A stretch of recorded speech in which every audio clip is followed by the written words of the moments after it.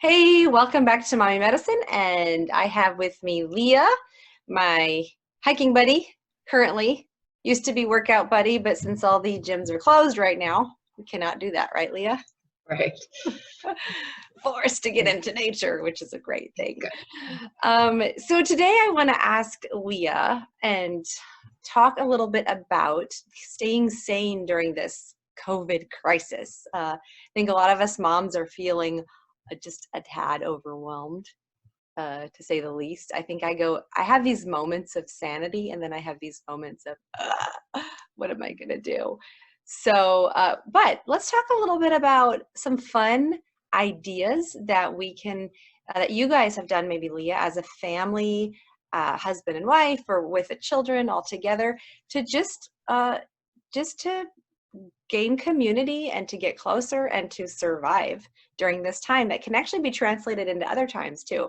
But yeah, talk to me about that. I guess, yeah, I see you like as a maybe different faceted question as far as my own sanity versus my Yes, marriage sanity and my family sanity. So I guess maybe I'll touch a little bit on each of those. right.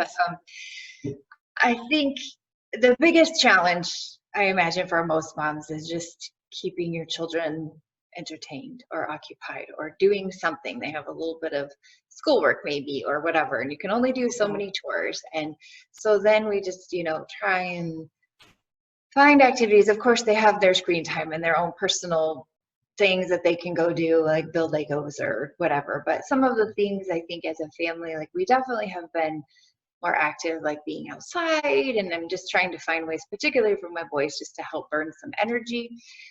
So maybe that's, playing football or soccer or going for a run or bike ride or some, all the typical things. But some of the other fun things I think that we found to do, like my youngest set up an obstacle and we had like a Nerf gun war, or lately my daughter has discovered the iMovie app on our phone, and she is creating like video trailers, and her daddy like practiced fight scenes and choreograph things. And so now like they're into making their own little movies and trailers and stuff. And then she even does artwork that we can add to the movie clips. And so those are just kind of been some new funner things that maybe we wouldn't have taken the time for, to just help build some fun memories into this, all time being together. And or like when there was like, the pink moon, or, the International Space Station going over, some of those things that, yeah, you just don't take time to go do. But it's like, well, we have time to not only read about it, but now we have time to actually look at it. So. You're right. But and then as far as like my husband and I was just realizing yesterday, I was talking with a friend, and like, gosh, I haven't even had a real conversation with my husband for quite a while, because the Mm-hmm. children are always around. And they're staying up a little later because they weren't as tired, or maybe they're sleeping in a little bit just to shorten the day a bit. And so we decided to go to Costco for our date. It seems like a Costco. lot of Costco. It seems like a lot of our entertainment nowadays revolves around food, whether it's shopping or cooking or whatever, because we're kind of limited on other things. So it was fun. I mean, we literally strolled up and down almost every aisle, but we could actually have a real conversation in the car on the way there and wander around. And, it was a 2-hour date, and we enjoyed just, yeah, getting to have a little bit of time. But I think for myself, I think because I tend to be a little bit more of an introverted personality and like to have my downtime and just need the quiet, and when I just, I'm surrounded and it's hard to find that space, that honestly, these have become my best friend. Sometimes Okay. I just put on ocean wave music or whatever, and I might go find a corner out on the patio, or I'll go upstairs, but I just have to have something that helps Yeah. drown out the noise, because I just find it just depletes my energy. Just listen to the constant banter on the video games, or, they're just excited and shouting, and or the TV going or whatever. I just, for me, I have to just have that escape. I can agree. I can understand that. I can relate to that. So for me, I have my cup of tea right here. This is I just love having my tea. And it's funny because I'm watching my daughter now, Priyasha, my third daughter, wakes up and she gets on her little computer, and she makes herself a little cup of tea or cocoa in the morning, and she says, I like having a warm cup of tea. So I think for me, I'm going to the tea. Some of my go-tos with my husband have been walks.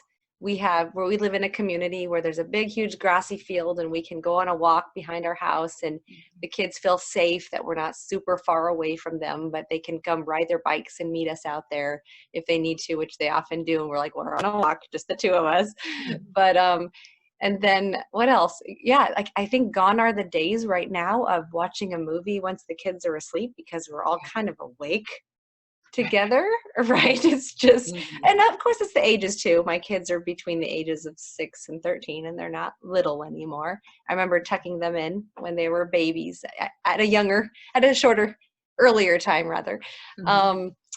So yeah, those are some of the things we are doing. I think as a family, just to kind of bounce off of what you were saying, we are doing more games as a family. I think you probably are too. We played Pictionary yesterday. We played Battleship. And what's neat is I have a daughter who's she's kind of apathetic about board games, but once we get going, we just start giggling and laughing. And I find that we're pulling her in to the dynamic, which otherwise she wouldn't have had a chance. I think in normal life, we'd only be playing games really on holidays. So now we're playing right? I don't know about you guys. We even broke out the Wii the other night, and I don't think we've had that on for months, but to bowl together or play golf together or something just different. Like I guess we just haven't done a lot of it in this stage of life, that it is kind of fun, and just to kind of razz with one another and, interact in a different way than you do just, maybe at dinner or in the car, but it's more playful. It is. It really is. We've been playing 20 questions in the car. And I know you were talking about even reading to your kids in the car or something, or yeah, we do have a book that we kind of read, like occasionally. Maybe we're driving out for a family hike, or going across town for something or whatnot, and we do have a book. Like we'll read a couple chapters, and I think I started with just kind of more a fun, whimsical one, The Love Does, a couple years ago, and they got a big kick out of it.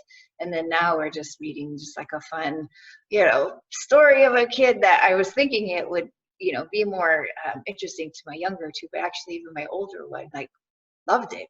And I think nice. just the whole, hearing an audiobook in mom's voice or something is just, it's just fun that, it's just something that engages us, instead of, because we just can be kind of quiet in the car sometimes, or just listen to music, but it's something kind of engaging. And then we have that common ground of reflecting back on, like, oh, that character in that story did this or that, and it's just kind of fun.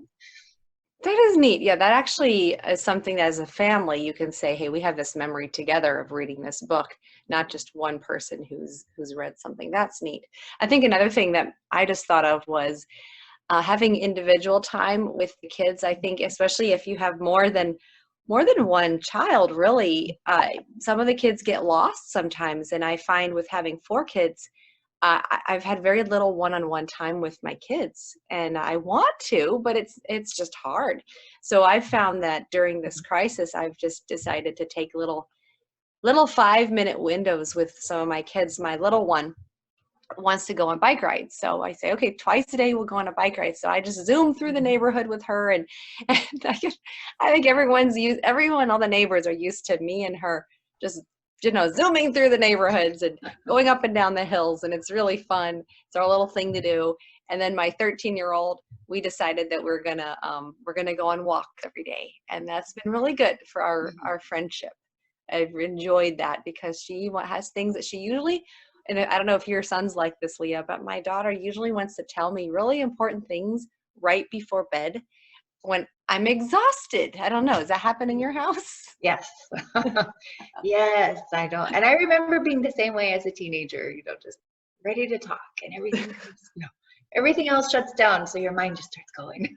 But, I try to make time when we can. But yeah, sometimes I'm working to find other times of the day to do that because, it can be challenging. Yeah, it's gonna be hard. So I think that's been good for me. Like, okay, we can actually think about this ahead of time and kind of really help mitigate some of the issues that come up because of it. So, anything else that came to your mind, Leah, offhand in terms of? I think one other thing, like whenever we do start experiencing like more frustration with one another, that we will sit down at night together and, you know, whether we have kind of like a family talk or a meeting, or like, you know, our faith is important to our family, like we'll play a song and just kind of just regain our perspective. And like one night we did have a particularly challenging couple days. So then I, you know, gave everybody a index card and I was like, let's write, you know, on one side, all the things you can think that you're thankful for during this time, whether it be, you know, just having a home or having food or, you know, whatever. And then they, you know, came up with all their things. And then I'm like, flip the card over. And now like write the things that are the most challenging for you personally during this time. But I think there was something about adjusting their perspective on the gratitude and thankfulness, that they had a long list of that. And then the things that were challenging, they realized, you know, they had a couple, and of course they missed their friends and maybe missed their teachers at school, but the list was a lot shorter. And I think just something like that would just help regain the perspective of, you know, what we do have instead of focusing on the things that we don't. And that just helps reset our attitudes, not only just with one another, but, you know, just in general. So like just doing those things, and we can spend, you know, 5-10 minutes doing that, maybe after dinner or whatever. And that's been huge, at least for me as mom. And I think for the kids as well, and my husband, just to have an appreciation for one another. And we each have our own challenges and, you know, the things that we struggle with. What one person, you know, loves being home because they're just happy homebodies, and then other person is like, this is really hard for me. And just recognizing that in one another. Yeah, having grace for one another and understanding differences in personality too, right? Yes. It's been something we've seen. We're like, okay, this person is doing this really well, and that kid has no clue. Just no clue. Like, oh, this room is clean and this room is really messy. Right. So, oh, that's great. I love that. That is a great inspirational idea, and I want to implement that. So thank you for that. So with that, let's go ahead and close this out. I hope you guys have gotten some great tips for maintaining family sanity and having some fun ideas of what to do during not only this crisis, but honestly, any time with your family to kind of gain community and get closer and to grow as a family. Thank you so much. And as always, reach out if you guys have any questions that you want us to answer for you.